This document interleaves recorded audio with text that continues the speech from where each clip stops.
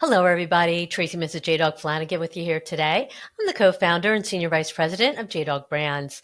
Welcome back to another exciting episode of Tactical Treasures Podcast, sponsored by the JDog Foundation.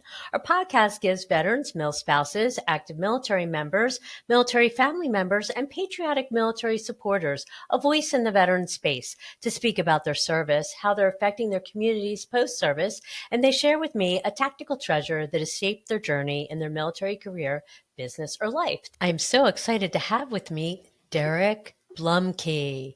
Derek served 12 years in the United States Air Force and Michigan Air National Guard. In 2008, Derek co-founded Student Veterans of America. During this time with SVA, he served as the organization's first president and also served as the organization's executive director, where he led the organization's advocacy efforts to help pass the post 9/11 GI Bill through Congress. Derek has had many roles, such as a startup technology entrepreneur in New York City, served as the founding director of the Department of Veterans Affairs National Mental Health Program, the Vital Initiative, and was a founding committee member of the National Action Alliance on Suicide Prevention, to name a few. Derek is a writer, consultant, and advocate with a focus on mental health reform as it relates to the epidemic of overprescribing in the United States, specifically of those who wear and wore the uniform of our armed services. He currently serves as the Veteran Impact Fellow for the Grunt Style Foundation, whose mission is to provide life-changing resources and experiences for service members, veterans, and their families. For his work, Derek has received the Presidential Volunteer Service Award and was recognized at the White House by President Barack Obama for his leadership in supporting returning military veterans. Derek is a graduate of the University of Michigan, where he double majored in psychology and political science, and is currently writing his memoir as he pursues his MFA in creative nonfiction writing at Alma College. Hello, Derek. Welcome to the podcast, and thank you so much for your service to our country, sir. Thank you, Tracy. Thanks so much for having me. Yeah, I'm really excited to get into our discussion today. We have lots to talk about, but before that, I would love to know what inspired you to join the Air Force. It's funny question. I think everybody's got their own unique story. My academic expertise in high school was not what we'd call college material, and so I ended up graduating high school with a 1.5 GPA. Oh dear. Yep. Today you will not graduate from high school in Michigan with a GPA lower than a 2, I believe. And Oh so, gosh. yep. This is the 90s. So here we are. And so my options were going to the Air Force. I had a couple of friends joining the Air Force. They were talking about how we're going to travel the world. It's going to be this adventure. It was pre 9/11, so there wasn't a war we're necessarily signing into. It was a peacetime military, really. And the other option was going to work for the family business. We had an excavating company. And so it was following my cousins, either starting in the gravel pit and then working my way up to the trucks. But so I ended up going to the Air Force and had all kinds of wonderful, interesting, and memorable experiences. So, Okay. All right. So is there a particular aspect or moment from your service that stood out as impactful in a positive way for you? there are several. I really would need to think about it, but um, probably probably one of the things that I remember the most in a positive way. You kind of have to shut out some of the bad with this. Um, Sure. but was being activated after 9/11 and having the opportunity to deploy as part of kind of our nation's response to 9/11. And so that was, I'd say probably the thing I was probably most proud of, and my honor was to serve with my friends that I'd been in my unit with AC-130 gunships. And so um, being there in Uzbekistan, launching airstrikes in Afghanistan, like a month and a half after 9/11, supporting our special forces and our operators downrange, I'd say probably was the thing that's probably most memorable. Not all good. We'd later learn that base Mhm. was a toxic exposure site, now a terrorist site, where there was chemical weapons and a Yeah. tactical nuclear weapon had been detonated there in the 90s. And we hadn't been told. But I still reflect fondly on the times that I had with my friends there. Yeah. So Yeah. yeah. Yeah. Sometimes it's good to focus on the good part, right? Yeah, rather than the not so good part. So I know now you're heavily embedded into the mental health community, preventing veteran suicide in the veteran community. What was your transition like? What led you into the space that you are so heavily involved in now? I think it's similar to pretty much most vets. I haven't met a whole lot of vets that said their transition was just so smooth. They just knew right what they were going to do. Right. Some do, some can say that, but Hmm. the majority, I think, have had transitions like myself where you kind of got out, told your friends you were going to go to college, you're going to do this or that, and not having a total confidence in the path that you'd shared with your friends because you were Hmm. afraid of sounding stupid for not having a fully developed plan or not sure what your next steps were actually going to be. And so I think it was that transition to college initially. Uh, Hmm. Yeah. went through community college first, and then the University of Michigan. And when I was there at U of M, it was like a space alien. It was like I was a 26-year-old adult on a campus of 18 and 19-year-olds. Mm. And they didn't mean poorly. It's just there was a huge disconnect, especially Oh, at places like sure. U of M, where a lot of the families hadn't had family members that served, and so kids asking if you'd kill people and silly questions like that. Yeah, and so that wasn't the yeah, and so that was my initial transition, and that kind of inspired me to start a student veterans group on campus at the University of Michigan, and then as I was talking with other vets at other campuses, we kind of came up with the idea that hey, these issues aren't just at Michigan and Columbia and Wisconsin; they're everywhere, and uh, have we ever thought about starting a national organization? And so that set me down the path. And then not long after, we had a suicide that was reported to us. One of our student veterans had taken their own lives at one of our chapters. And I kind of felt like a commander without any of the tools or materials necessary to prevent it from happening again. And so Right. that began my advocacy. Really Hmm. started focusing heavily on this issue. I'd already been a psych major, wanting to work with soldiers, but it was that moment where I realized, you know what, something needs to happen. And largely for the past 15, 20 years, most of it's been touching veteran advocacy, mental health, veteran community in one way or another. So Right. And you kind of dealt with it kind of yourself as well. Do you mind sharing a little bit about your story? absolutely, yeah. Uh, my experience with mental health treatments, I'd say, is particularly with the VA, but this happens everywhere. Is very much the you go in, you're struggling, have depression, just having a rough time, whether it be a transition or a loss of a loved one or whatever it may be, and kind of the first approach is medications, and so I'd gotten prescribed my own cocktail of psych drugs when I was running a startup technology company in New York. Hmm. I started with Adderall and then went from Adderall to Ambien because I couldn't sleep because of the stimulant, and then gabapentin for anxiety, and two or three other drugs later. Oh And my gosh. the story, we've heard it. Right. Yeah, Yeah. it's like the worst kept secret in our community, Hmm. and so that made me realize as I was kind of going through those struggles, became all but homeless, unemployable. A friend of mine had to pack me up and haul me back to Michigan in a U-Haul from New York. Ended up moving in with my best friend and his wife and their two little kids. I became EO, or uncle in Slovak, Uncle Dare, because Derek Uncle was really Dare. complicated for a two Okay. and a half and a 3.5, 4 year old. And so, Yeah.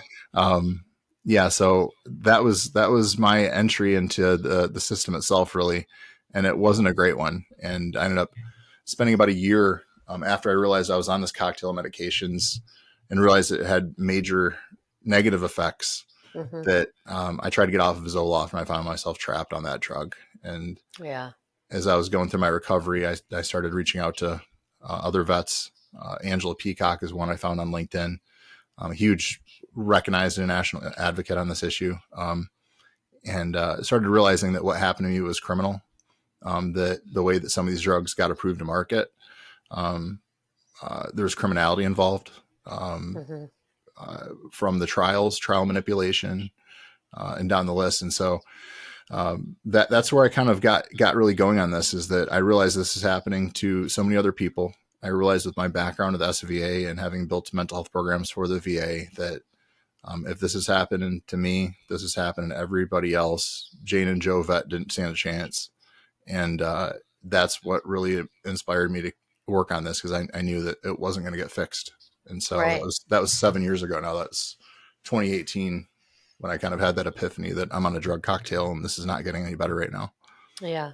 So I've actually heard too, and I mean, you hear it in the reports, like they do ads for these drugs, and it says, oh, if you have, it can cause suicidal thoughts and blah blah blah. So you have veterans that are struggling, and they have suicide thoughts or ideations or whatever, and then you put them on a drug that has that possible side effect. Warnings of them.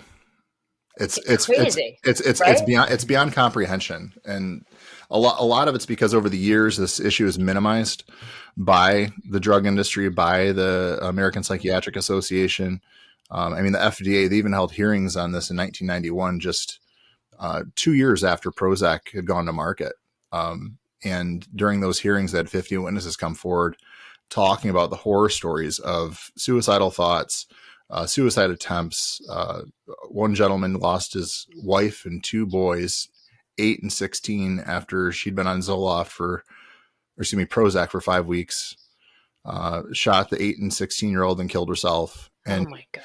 it was one story after another like this. And they had Yeah, experts coming right. forward too. And we had House Veterans Affairs Committee hearings in 2010 talking about the same. And we've got prescription rates at the VA that 70% of vets at the VA under VHA care on a psychiatric drug, almost 30% are on antidepressants.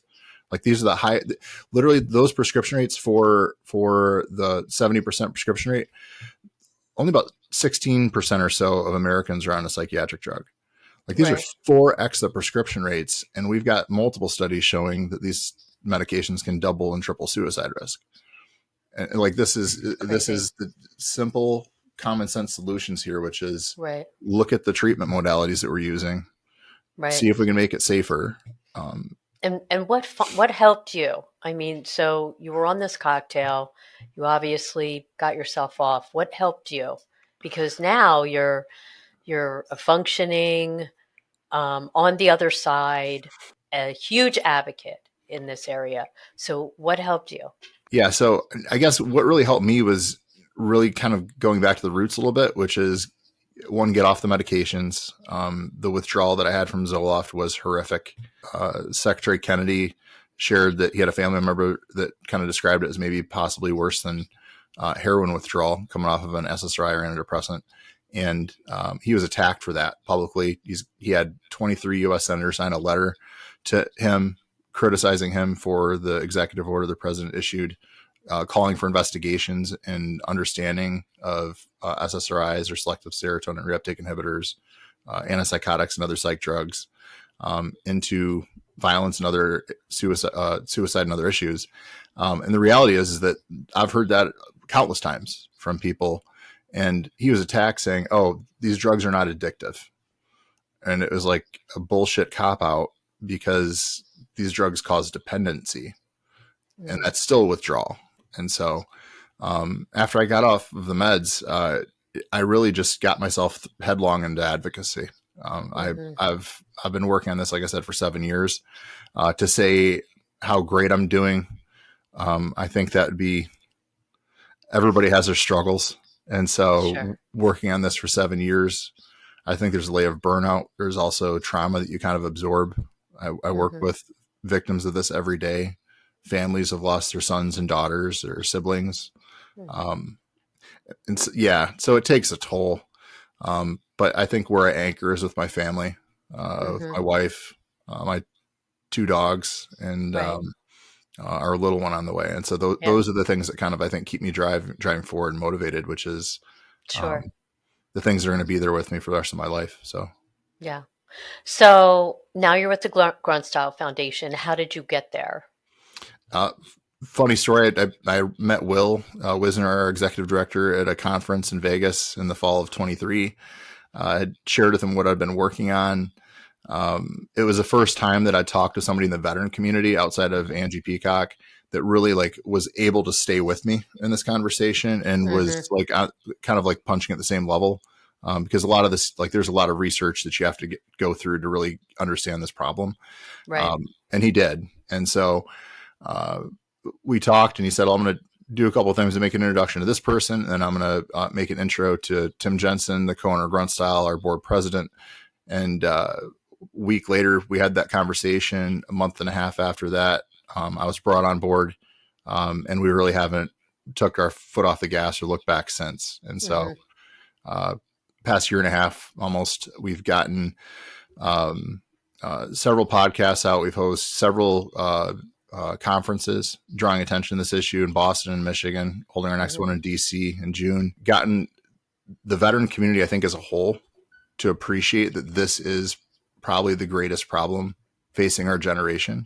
And if they're not fully on board yet, they're not far off. Almost all the veterans organizations have resolutions or policy positions advocating for this, for safer drug policies, informed consent, reform deprescribing guidelines, retraining of the entire VA mental health workforce. As an example, like, Wow. mental health clinicians, doctors, they have no idea what they're dealing with most of these medications, whether it's a stimulant, benzodiazepines, which we knew were dangerous for years.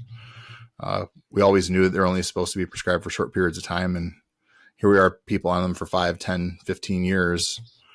And then magically the drug just kind of stops working, quote unquote. And all of a sudden they're now going through withdrawal, and they didn't even try stopping the meds. So we've accomplished a lot, and it's been a pretty fast, aggressive pace that we've been at. So, hello, viewers and listeners. I would like to introduce you to the JDog Foundation, which is a 501c3 nonprofit dedicated to the prevention of veteran suicide and the healing of veterans' mental health. 100% of all proceeds received by the JDog Foundation goes directly to several foundations focused on the mission of saving veterans' lives.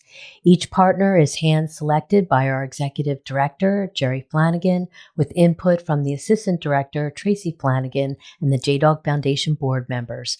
Our foundation's motto: saving lives, one veteran at a time. Go to jdogfoundation.org to take a look at everything that we're doing there and the organizations that we're partnered with. You can also donate, and there's also a support line if you're in need of help. Thanks. Check us out. jdogfoundation.org.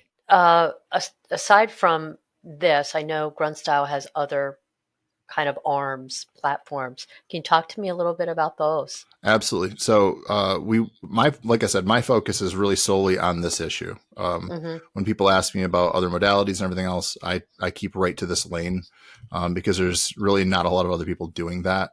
And so, but we do a lot of advocacy around alternative modalities, whether it's equine therapy, whether it's psychedelics, anything that can work for the veteran, that is not the status quo, is our big priorities. Other things we do is deployments into areas where there's an emergent need. The North Carolina hurricane hit back last fall. We had deployment down there, working with the veterans of foreign wars, getting gear and clothing to people who had nothing. So a lot of things. We're staying really active in the community, really driving the conversations around mental health primarily, though. Okay. Yeah, I understand.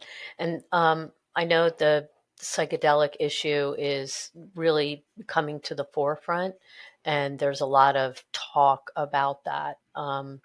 So is that kind of heading into Congress, or because I know you guys have been out there to Washington? Yeah, there's several bills active right now.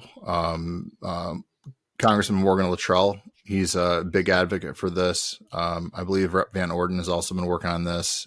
Congressman Bergman from Michigan, retired Marine General, has introduced a bill around psychedelics, alternative modalities. So there's a lot of movement around this issue right now. And I think the more that we keep digging into the problem of how are we currently doing with treating our veterans, the more that we're going to be starting to see, like, we need to do something else. Like this, the throw the pills at them, park them on these drugs forever and forget about them is not working. it's causing harm, and we need new pathways forward that are actually really looking back into history and ancient cultures of things that have been done for thousands of years, and start adopting the things that have worked. Right. So that's where we're going. And that's really, I think the most important thing is getting people to understand that what we're doing is just not working. And therefore we do need to have new pathways. Yeah.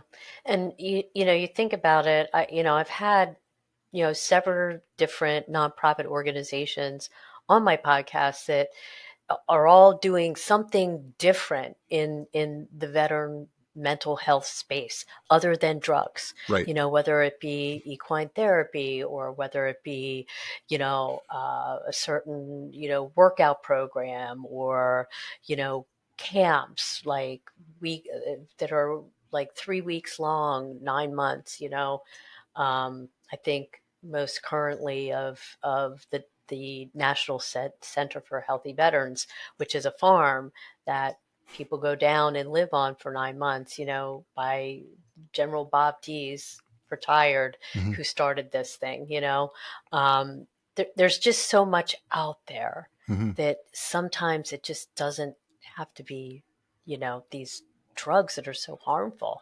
Well, is what's You worse is know? that like a lot of this is like with the way we've been doing this with psychotropics primarily, and that's like when you go to the VA, you get screened every time you walk in the VA or anytime you call the line. Either suicidal thoughts, how you feeling today?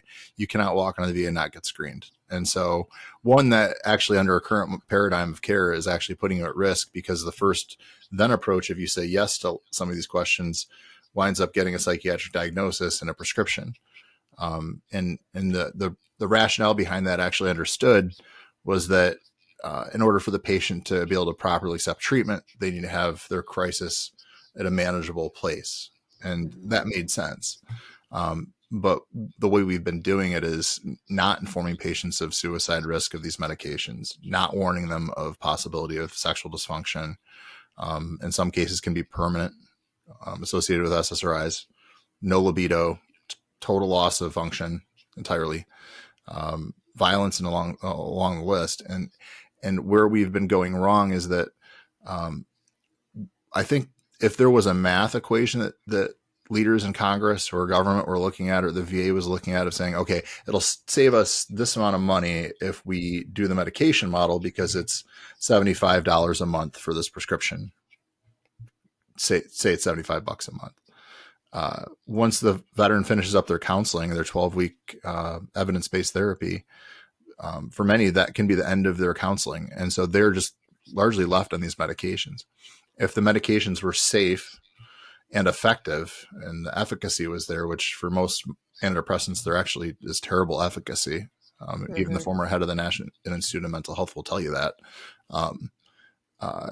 Instead of looking through that lens, they're looking at it through the lens of, okay, this is cheaper now and it's going to save us money in the long term. But what about increased disability rates?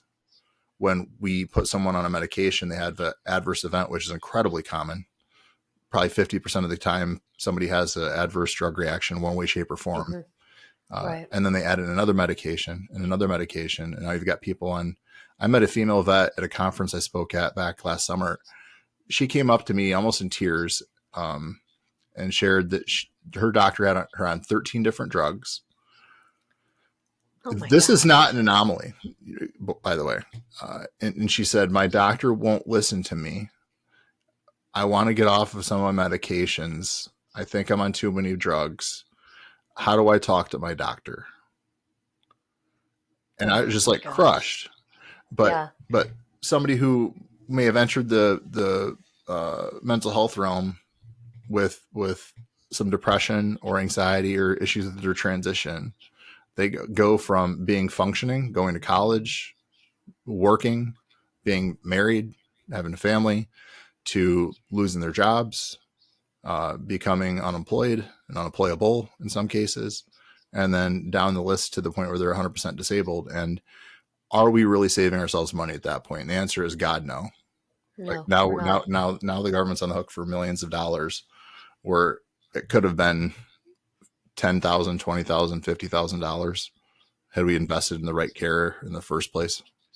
So Right. Wow. Sounds like an uphill battle. so uplifting, isn't it? Uh, But no, well, but you're doing great work. You're taking it on. You know, you're working up the hill. So there's a lot of hope, though. I mean, again, the yeah. executive order that came out about a month and a half ago from the White House, there was a lot of consternation and frustration from some about this. But those who understand this issue understand that what's going on is harming people, and that the actions don't necessarily need to mean take these drugs off the market. And that's not what we're calling for. We're calling for Hmm. safer prescribing practices. Uh, Right. Patient gets to understand more about their treatments, actually Hmm. telling the patients the risks of the medications, retraining our Hmm. workforce to understand that, hey, what we've been doing has actually been causing harm. Um, Right. and all of a sudden, Yeah. magically, we're going to see a lot more veterans living happier, more fulfilling lives with their families, and a lot less tragedy and chaos that was unnecessary. So, Right. Right. yeah. Yeah. Wow. That's amazing. The work that you're doing, so needed, obviously. Um, okay. So I come to the point that I have to ask you in our podcast. It is called Tactical Treasures now. So I would love to know, Derek, what your tactical treasure is. I'd say resilience. Mm, I'd say I'll say this going back to our early days of starting Student Veterans of America. I had a friend and mentor of mine approach me, and he said, "Do you know why you and your cronies are?" I think he said amigos. Why you and your amigos have been so successful? And I kind of laughed, and I just looked at him like, "No, Jack, why?" Because I knew something was coming. right. And he just looks at me and he says it in just such a forceful way. He just says, "You're too stupid to know when to quit." And Uh-huh. there was a compliment Okay. buried in there. Yeah. And Right. it is. Yeah, Backhanded compliment, but absolutely was. yeah. But it's kind of proven true. And here we are 7 years later and still plugging away, still refusing Hmm. to turn my head away from this issue. And so I'd Right. say if there's any tactical treasure that I've got, that's it. Um, but I'd say everything allowing me to do that is my family, my Hmm. wife and my creatures and my little one that's on the way. So those are the things that are keeping me inspired and driving forward. And Yeah. so those would be my treasures. Yeah. Those are great treasures. I love the resilience. Yeah. Or tenacity or never giving up or all of those things, right? Yeah. Yeah. Yeah. Yeah. Yeah. Yeah. Yeah. Well, that's great. I wish you and your wife the best with the little one on the way. Thank you, Tracy. How exciting for you. We're very excited. Very. Yeah, they're Yeah. I'll tell you, one of the greatest things is being a mom, Hmm. or being a parent. It's just amazing that you actually it's daunting that you actually have the Terrifying. responsibility. Horrifying. I Absolutely. know it Yeah. is. Like, So I wish I could tell you that it wasn't, but it is because you have this life that you actually are molding and and trying not to repeat the mistakes that your parents made with you and that you made in life. And oh yeah, yeah. but I wouldn't trade it for the world. It's amazing. So I Like, wish you guys the best. thank you. We couldn't be more excited. It is a combination of terrifying, but it's also like for the first time, I'm actually starting to feel like I have to be an adult now. Right, right, There it too. is. There it is. So, like I said, a house full of creatures. So yeah, That's okay. yeah. That's okay. I love it. Okay, this has been awesome. Derek, I really appreciate you sharing and being vulnerable to share your own story too, because that will definitely resonate, with our audience. But I have to ask you, any advice for fellow veterans struggling? I mean, you know, they go to the VA, or is there another pathway they should take? What advice would you give them? Because it seems to be that, if you walk into the VA and you say I'm struggling, they check the box. Boom, boom, boom. Do they have another choice? I mean, I'd say, and again, I'm gonna keep focus on the harm and trying to Hmm. reduce the number of folks that are falling victim to this. I would say for anybody who is out there listening to this, anything that you hear is not an attack on you or your loved ones or your children, if you or any of them are on any of these medications. But what the message to really be taken from this is, if you are struggling, there is help available, counseling. Like I said, there's all kinds of alternative modalities that are becoming more and more available. There's bills being introduced in Congress now, setting a path forward for psychedelics and other modalities that can and should be used. But I would say the biggest thing I would share is, if you are considering being prescribed a medication, ask a lot of questions. Ask the side effects. And if they say, oh, let's just try this, and that's their approach, which is, I'd say probably 90% of the times that you talk to a doctor, that you'll hear a let's try this approach, you have a problem, because being prescribed one of these medications is not something to be taken lightly. It can cause death, and it can cause harm that cannot be undone. And so that'd be my counsel is, if it is a consideration you're looking at, think long and hard about it. And if it is a path forward for you, just make sure you go into it eyes wide open, and you're being aware of what you're getting into. So that's the biggest takeaway I can give is drug safety. Right. Yeah. And if you don't believe anything that I'm saying, I can give you a whole litany of studies can be cited, books that have been written. There's whole libraries now coming out around this issue, whether it's corruption from generic drugs, how some of these drugs are taken to market in the first place, survivor stories. Laura Delano, I always said her name wrong. I've known her for years from the Harmon community. Her name's actually Delano, as in Roosevelt.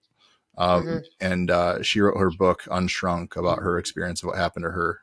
And it's horrific, with prescribing from 15 years old to 27. And there's too many stories like there out there about this stuff. And so anybody who's considering looking for how to get better, anchor on family, anchor on fitness, anchor on diet, nutrition, and make sure, if you are considering something, be careful in the path that you choose. Yeah. Great advice. Great advice. And I think at the end of the day, you have to be your own advocate, as a patient walking into anything, and, you have a right as a patient to know possible side effects of Absolutely. anything. Yep. So, yeah. Great advice, Derek. Thank you. So before you go, where could people find and connect with you? Where can they find out more information on Grunstyle Foundation? And, how can they kind of keep in the news as to what's going on with the work that you're doing? Anybody out there looking to learn more about what we're doing, go to gruntstylefoundation.org/war cry for change. And you can find all of the great work that we're doing. You can hear survivor stories and see survivor stories. You can learn about some of the work that we've been doing, the meetings we've had with former VA Secretary McDonough, the work we've been doing with the national heads of mental health at the VA. So there's a lot you can learn about. We'd love to have you follow us on social media platforms. You can find me on LinkedIn, just Derek Blumke. But appreciate everything that you were doing, Tracy, and to the audience listening today. We can do better for everyone, not just our veterans, not just our families, but for all Americans. And I think we're at a place now where we can do that. And so our goal is to make sure we have no more dead friends. And so love any support you can provide. And if you're willing to make a donation, we could absolutely use it, and we'll make sure it's used in a great manner. So. Okay. Awesome. Thank you so much for that information. And thank you for everything you're doing, Derek, and forging ahead and keeping this issue forefront and trying to do great work and get things done, Absolutely. Greatly needed. Thank you, Tracy. Thanks to you and Jerry and everything that you all do for this community. I cannot thank you enough. So, well, thanks. Thank you. Hello, viewers and listeners. Thank you so much for tuning into this episode of Tactical Treasures Podcast. We've just finished up an amazing conversation, an enlightening one, with Derek Blumke, who served 12 years in the United States Air Force and Michigan Air National Guard.